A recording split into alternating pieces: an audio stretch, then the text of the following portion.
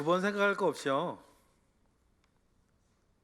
늙고 병든 부모님은 여러분들의 인생에 전혀 도움이 안 됩니다. 늙고 병든 부모님은 누구의 인생에도 도움이 되지 않아요. 그런데 하나님의 말씀은 그분에게 잘하라는 겁니다. 리턴되지 않은, 하나님은 그렇게 정하셨어요. 도움이 되지 않는 그분을 공경하고 그분에게 잘하는 것이 약속 있는 첫 계명이다, 주님 말씀하셨습니다. 그러면 감성의 주판 다 치워버리고 하나님 말씀, 하나님 정해주신 대로 아직 생존해 계시다면 여러분의 아버지, 여러분의 어머니에게 잘하셨으면 좋겠습니다.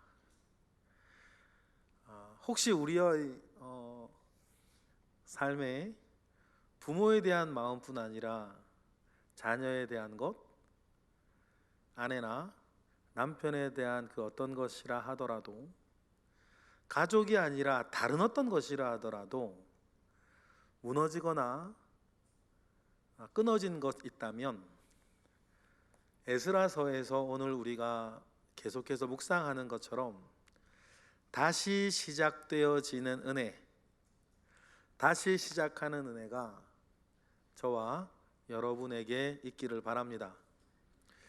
누구도 천사 같지는 않아서, 누구도 천사 같지는 않기에 어떤 일에 누구에게 잘못하고 실수하고 실패할 수 있습니다.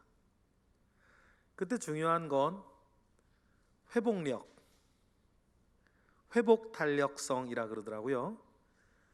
회복력이 있고 회복 탄력성 있어서 설령 지금까지는 실패하고 지금까지는 무너진 한 구석이 있다 하더라도 우리 하나님 아버지로부터 다시 시작하는 은혜, 그 은혜를 받는 저와 여러분 되기를 주님의 이름으로 축복합니다. 요즘 우리가 읽고 있는 에스라서에서 다시 시작하는 은혜를 받고 있는 이스라엘을 우리는 읽고 있습니다. 다시 시작하는 은혜를 받았는데, 그래서 마음 먹고 믿음으로 다시 시작했음에도 불구하고 세상 일이 언제나 일사천리로 모든 것이 쭉쭉 되어지지는 않더라는 사실이에요. 사실 우리의 사는 것 모두가 그렇지 않습니까? 선한 뜻, 선한 마음 가운데 시작된 일이라 하더라도 열 몇 가지 이유들 때문에 잘 버벅대릴 때가 있어요. 여러분, 버벅대어지는 그 때가 찾아왔다 하더라도 선을 행하다가 낙심하지 말지니 때가 되면 이루리라, 주님 말씀하신 그 말씀 붙잡고 견디시고 기다리시고 결국에는 이겨내시기를 주님의 이름으로 또 한번 축원합니다. 오늘 우리가 읽은 내용은 이스라엘 백성들이 멈추었던 성전, 또 성벽 공사를 시작하자 주변에 있던 다른 민족들이 난리가 난 거 아닙니까?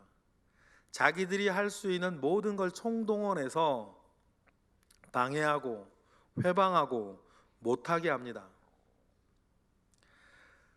그때 뇌물을 써서 못하게 하기도 하고 군사력을 동원해 겁을 주기도 하고, 그리고 페르시아 황제에게 고발장을 보내서 법적으로 못하게 하기도 하고 집요하게 못하게 해요. 그런데 여러분, 이때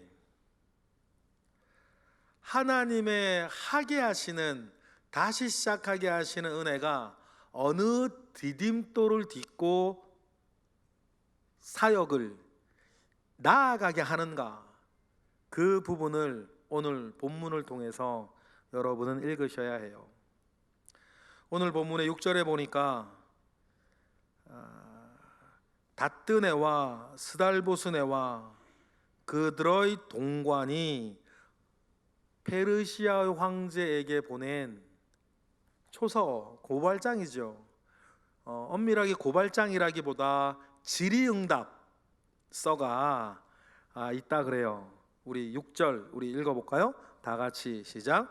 유브라데강 건너편 총독 다뜨네와 스달보스네와 그들의 동간인 유브라데강 건너편 아바삭 사람이 다리오 왕에게 올린 그의 초보는 이러하니라 라고 하면서 다리오 황제에게 질의응답서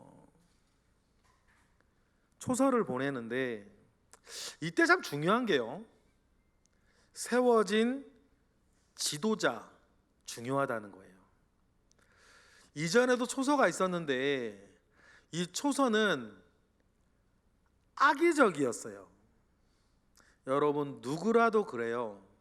누구라도 어떤 이야기라도 맨 처음에 무엇 때문에 시작하냐에 따라 사심 가득할 수 있죠. 여러분이 만약에 여러분 모두에게 A4 한 장을 쭉 나누어 드리고 최윤영 목사의 좋은 점과 잘하는 것 쓰라 그러면 쫙 쓸 수 있을 텐데, 또 반면에 A4 한 장을 딱 나눠드리고 잘 못하는 것 쓰라 그래도 쫙 쓸 수 있어요. 문제는 뭐냐면 내가 그 글을 왜, 어떻게, 무엇을 목적으로 쓰냐는 거거든요. 이스라엘 백성이 성전을 건축하고 심지어는 성벽까지 건축하는 걸 총망라해서 맨 앞전 초서는 악이 가득한 것이었어요. 어떻게 하면 성전이나 성벽을 못 짓게 할까? 라고 하는 면에서 막 초서를 썼는데, 그러니 초서 자체가 굉장히 악의적이었죠. 그런데 지도자가 중요해요. 오늘 본문의 다뜨네와 스달보스는 뭐라 그럴까요? 굉장히 객관적이에요. 여러분, 내 편 들어주지 않는다 하더라도, 나를 반대하지만 않아도 사실상 여러분 편이에요. 여러분이 바르게만 하고 있으면. 이해하시겠어요? 여러분이 바르게만 하고 있으면 나 편 들어주지 않는 사람도 내 편이에요, 사실은. 예를 들어 이런 거예요. 사도 바울이 제2차 선교 여행을 할 때에 원래 거기까지 갈 계획은 아니었는데 밀려 아가야의 고린도 지역까지 밀려가요. 아마 제가 개인적으로 바울의 생애를 봤을 때 바울이 제일 힘들어했을 때, 제일 고통스러워해서 심신이 무너져 내렸을 때가 고린도에까지 밀려갔을 때거든요. 그런데 바울이 하나님의 사람인 건 분명한 게, 심신이 파산 직전에 이르러 지쳐 고린도에 있을 때 주님이 바울의 꿈에 나타나셔서 바울을 단 한마디로 일으켜 주시는데, 힘들지? 수고했다. 내가 너에게 복 줄게. 그런 말로 위로하지 않으세요. 이렇게 말씀하시죠. 이 성에 내 백성이 많도다. 그게 힘들어 죽겠는데 왜 그게 위로야? 근데요, 사도 바울이 정말 주님의 사람은 맞아요. 이 성에 내 백성이 많도다. 그 한마디에 바울이 회복합니다. 그리고는 1년 6개월이요 고린도에서 열심히 사역해요. 열심히 사역하니까 또 어떤 일이 일어나요? 대적들이 막 일어나는 거죠. 그래서 대적들, 유대인들이 일어나서 난리를 쳐서 그 그리스도인들, 사도 바울까지 총독 갈리오에게 잡아가요. 그런데 이 총독 갈리오가 굉장히 유능한 사람이었던 것 같아요. 그리스도인은 아니에요. 그렇게 해서 바울을 이렇게 잡아오니까 이 총독 갈리오의 동생이 더 유명한 사람인데 로마 황제의 스승이었던, 이름 한번 들어보셨을지 모르겠어요. 세네카라고 하는 사람이 이 갈리오의 동생이에요. 그 DNA가 그랬을까요? 똑똑한 사람은 또 똑똑하다고. 갈리오가 굉장히 똑똑하고 유능한 사람이었는데 유대인 폭동들이 바울과 그리스도인을 잡아가 법원에 소란을 일으키니까 사도행전 18장 찾아보실래요? 갈리오가 이렇게 판결을 해요. 사도행전 18장 14, 15절. 제가 조금만 먼저 읽어드리면 바울이 입을 열 때에라 그랬어요. 갈리오가 알아요. 지금 바울이, 이거는 뭐 자기가 관여할 일이 아닌데 종교적인 문제니까 바울이 입을 열려고 할 때에 바울의 입을 막아버려요. 총독의 입장에서는 지금 바울이 말 안 하는 게 낫다 여기는 거죠. 긁어부스럼 만들 것 같으니까. 사도행전 18장 14, 15절. 그때 갈리오가 이렇게 판결을 합니다. 다 같이 시작. 바울이 입을 열고자 할 때에 갈리오가 유대인들에게 이르되 너희 유대인들아, 만일 이것이 무슨 부정한 일이나 불량한 행동이었으면 내가 너희 말을 들어주는 것이 옳거니와, 만일 문제가 언어와 명칭과 너희 법에 관한 것이면 너희가 스스로 처리하라. 나는 이 일에 재판장 되기를 원하지 아니하노라 하면서 유대인의 고소를 받아주지 않고 우리로 따지면 기각시켜버리는 거예요. 그래서 법원에서 쫓아내버려요. 갈리오 그리스도인 아닙니다. 그런데 여러분, 우리가 지도자를 위해 기도해야 되는 건 그 사람이 꼭 그리스도인이 아니라 하더라도 공정한 판단을 내릴 수 있는 유능한 지도자라 할지라도 우리만 올바르면 그 사람은 우리 편인 거예요. 여러분, 우리가 살아가는데 매우 중요한 인사이트. 구태여 그 사람을 내 편 만들려고 할 필요가 없습니다. 여러분, 회사에서나 뭐 교회에서나 어디에서나 구태여 그 사람을 내 편 만들려고 할 필요가 없어요. 내가 하나님 앞에 올바르게 가면, 여러분, 유능한 사람이나 객관적인 사람이나 바른 사람은 여러분 편이 되게 돼 있어요. 갈리오가 그런 사람이었던 거죠. 그래서 디모데전서 2장에서도 우리에게 뭐라 그래요? 높은 지위에 있는 이들을 위해 기도하라. 너희가 고요하고 단정하고 평안함 가운데 생활하고 싶으냐? 높은 지위에 있는 사람들을 위해서 기도하라. 여러분, 그러면 높은 지위에 있는 사람들을 위해 여러분 기도하셔야 돼요. 문재인 대통령이나 윤석열 대통령이나 여러분들이 누구를 찍으셨는지 상관없이 모든 권세는 하나님께로부터 났다 그랬으니, 여러분, 이런 거 있어요. 제가 대통령을 위해서 기도하면 윤석열 대통령일 때는 오른쪽 분들이 아멘 하고 나면 가만히 있다. 다른 사람 가만히 있어. 문재인 대통령이 대통령이실 때는 자, 그분을 위해 기도하자 그러면 왼쪽 분은 아멘 하는데 오른쪽 분은 가만히 있어. 그러면 안 된다는 거예요. 우리가 바르면 오른쪽이나 왼쪽이나 다 우리 편인 거예요. 그러니 우리가 위에 있는 권세들을 위해서 기도하고, 이유는 단 세 가지. 고요하고 단정하고 평안한 가운데 생활하고 싶으면 우리에게 주님 말씀하시기를 위에 있는 권세들에게 위해서 기도하라. 그래서 서울시장이나 구청장이나 아니면 여러분의 가장이나 회사의 사장님이나 여러분 팀장이나 부장님이나 여러분 이런 분들을 위해서 기도하셔야 돼요. 여러분들 구역장님들을 위해 기도하셔야 되고요, 구역 리더들을 위해서 기도해 주셔야 되고요, 기관장을 위해서 기도하셔야 돼요. 여러분, 우리 교회 목사님들, 담임 목사님을 위해서도 여러분 기도하셔야 돼요.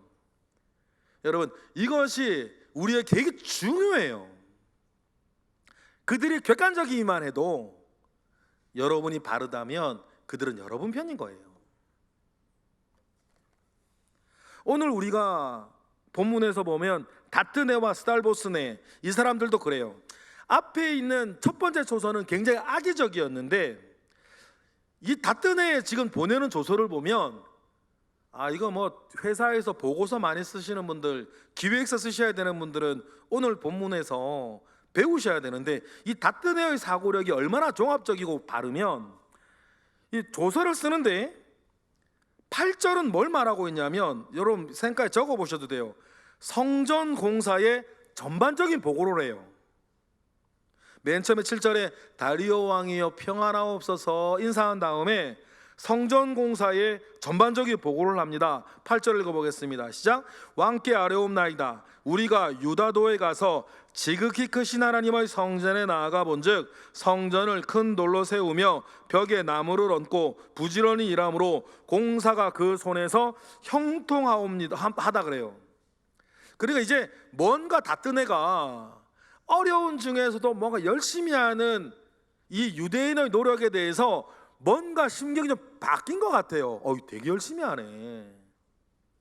그래서 지극히 크신 하나님이라 그러는데 이건 뭐 하나님 믿는 사람은 아니고 그냥 예를 갖추는 수사법인 거고, 그리고 8절에는 첫 번째 조서의 내용에 성전 공사에 대해 전반적인 보고를 하고, 9절 10절에는 이스라엘에게 자기가 현장 실사한 사람으로서 세 개를 질문했습니다. 다리오 얘기를 하는 거예요.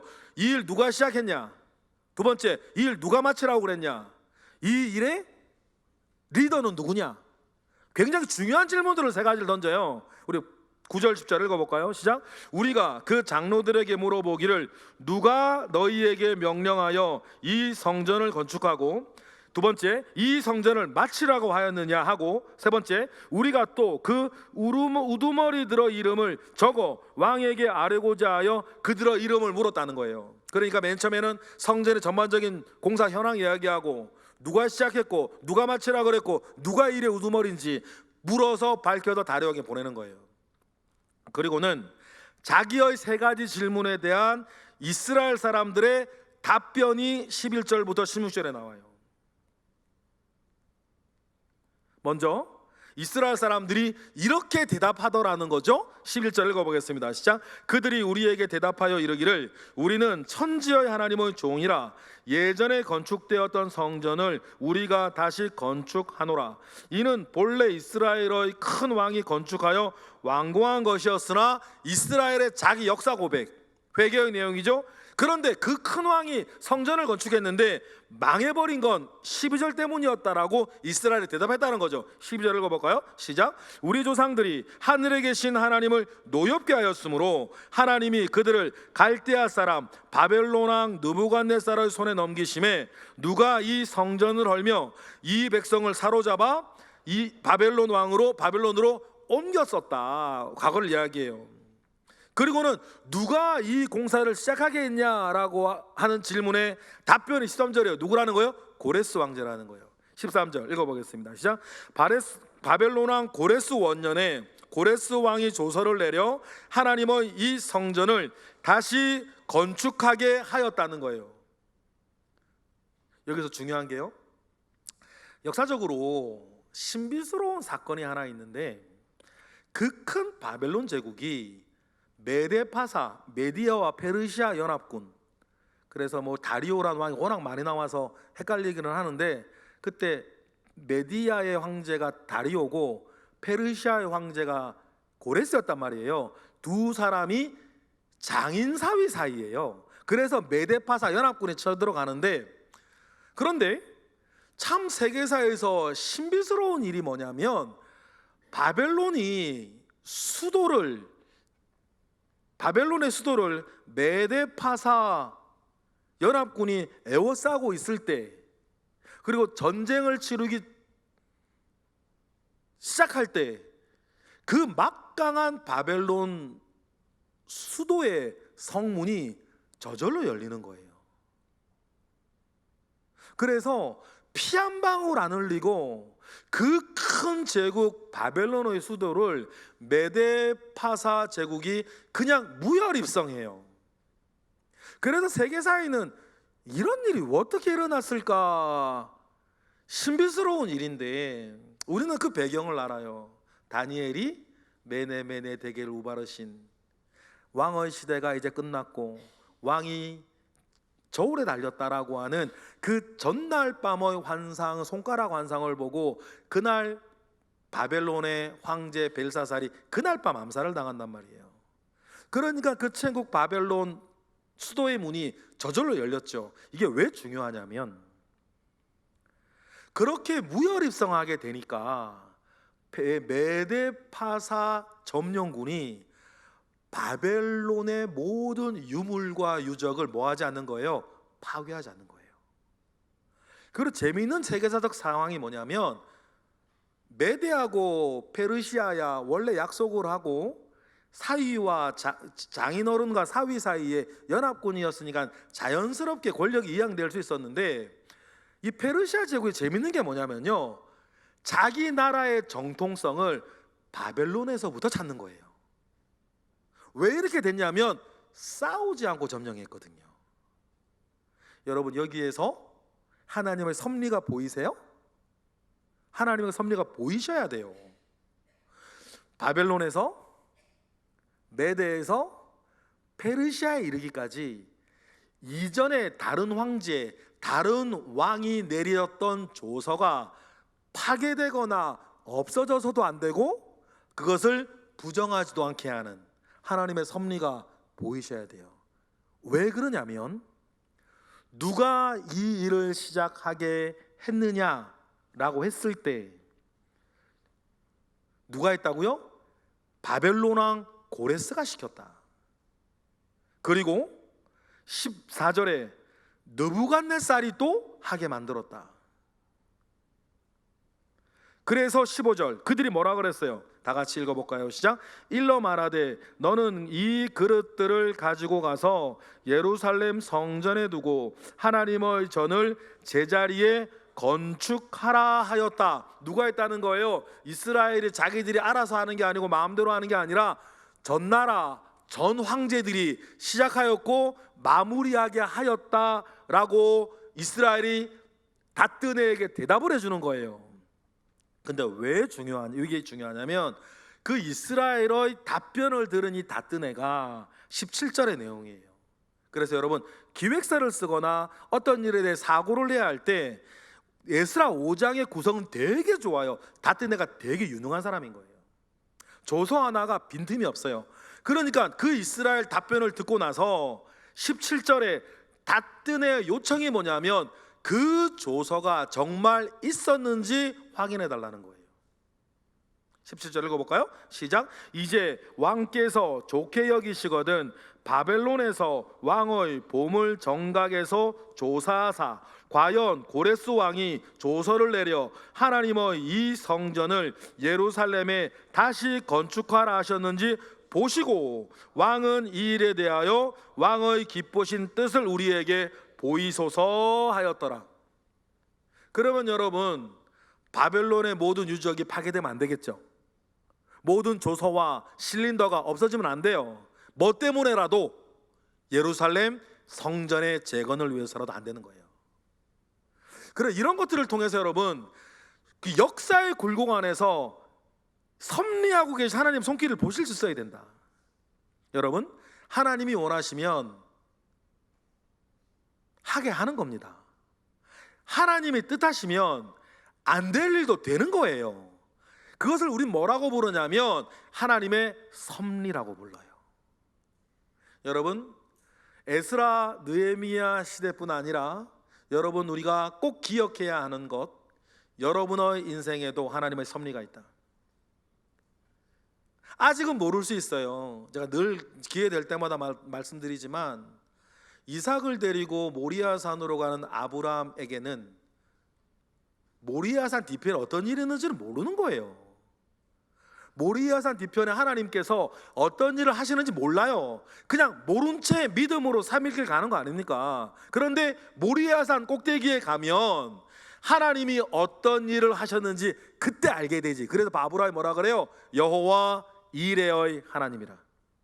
여러분, 마찬가지. 왜 그때 바벨론이 하루아침에 무혈입성해서 망했을까? 왜 유적이 보존돼야 되고 조서가 불타면 안 되는가? 여러분, 이 모든 일들 속에는 성전을 건축하기 원하는 이스라엘의 모리아산 반대편에 하나님이 하시는 일이 있는 거예요. 그 일이 무엇인지 드러나기 전까지 저나 여러분들이나 3일길을 믿음 가지고 가는 거 아닙니까? 언제까지? 여호와 이레의 하나님을 만날 때까지. 여러분, 그 믿음 가운데에 있기를 바랍니다. 다트네가 또 얼마나 유능한 사람인지요. 조서를 찾아보래요. 그 조서대로 하라 그런 말도 안 해요. 다리오 왕 기분 나쁠까 봐. 조서가 발견되어지면 왕이 보시고 왕 기분대로 하세요. 공도 이게 결정권도 다리오 왕에 넘겨주는 거예요. 여러분, 우리가 뒤에 일을 알지 않습니까? 고레스의 조서가 발견됩니까? 발견되지 않습니까? 그리고는 이제 다리오 왕의 명령으로 성전 건축은 일사천리로 진행이 되는 거예요. 하나님이 섭리하셔서 다시 시작하게 하시는 은혜, 이스라엘이 받는 것입니다. 여러분, 이걸 보면서 그것이 무엇이라도 오늘 오전부터의 주제처럼 부모 공경이라도, 가정이 어떤 일이라 하더라도, 여러분의 직장이 어떤 일이라 하더라도, 그 무엇이라도 중요한 건 하나님으로부터 다시 시작하는 은혜를 얻는 것. 그 은혜 속에 승리하시기를 주님의 이름으로 축복합니다. 기도하겠습니다. 할렐루야. 하나님, 크신 은혜 가운데에 우리와 함께 하옵소서. 크신 능력 가운데에 우리와 함께 하옵소서. 우리가 잘하기를 원합니다. 그러나 때때로 어떤 일에 대해서는 실패하고 좌절하고 무너질 때도 있습니다. 그러한 때라도 다시 시작하게 하시는 하나님 만나게 하옵소서. 예수 그리스도의 이름으로 기도드렸나이다. 아멘.